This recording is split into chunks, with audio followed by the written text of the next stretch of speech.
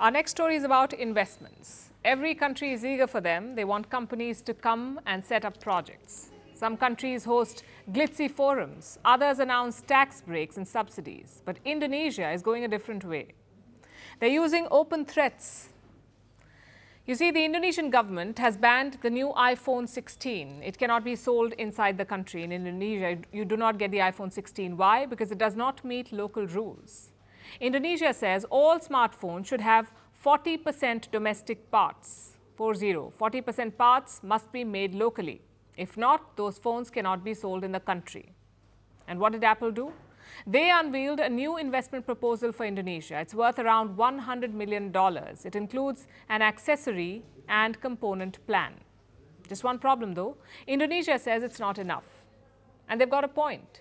Apple had committed to invest $10 million by 2023 in this country, in Indonesia. $10 million, that commitment has not been fulfilled. So Indonesia is being careful this time. They want something substantial from Apple. The question is, will they get it?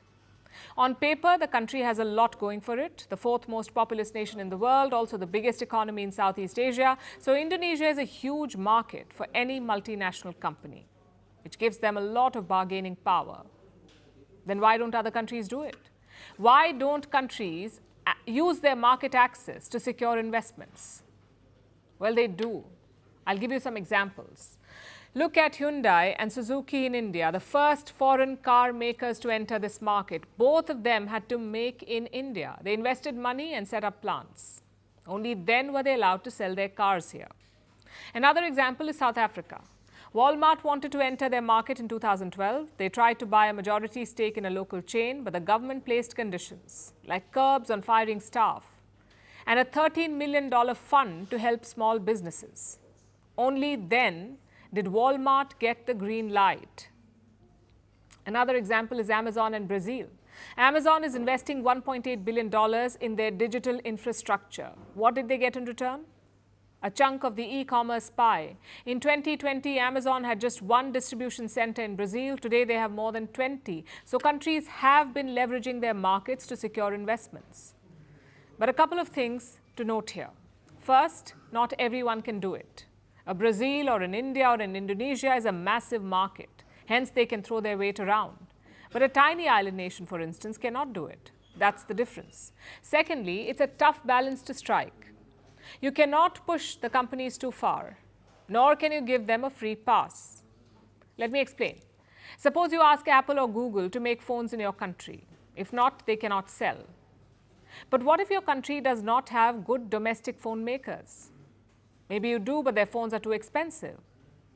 Then it will end up hurting the customers, aka your voters. So the market leverage is not absolute. Similarly, you can't give foreign companies a free pass.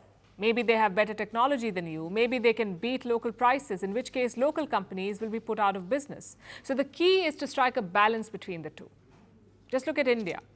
We've been hearing rumors about Tesla coming to our market, but each time nothing happens. Again, the issue is leverage. India wants Tesla to establish a factory here to make some parts or assemble the cars on our shores. But Tesla does not want that commitment. They first want to see whether Indians can buy their cars. Only then do they want to make a factory. Same with laptops. Reports say India is mulling import curbs on laptops, a 5% cut every year. The idea is to encourage foreign makers to produce in India, but the risk is always there. If you go too far, you can be taken to court. In this case, the World Trade Organization. And it has happened before. India and the US had such a dispute in 2013. The US said Indian laws required companies to buy solar cells from India. Cells from the US were not allowed. So Washington took New Delhi to court. And they ended up winning that lawsuit. No surprises there. A Western creation siding with a Western hegemon. But that's the rules we play by.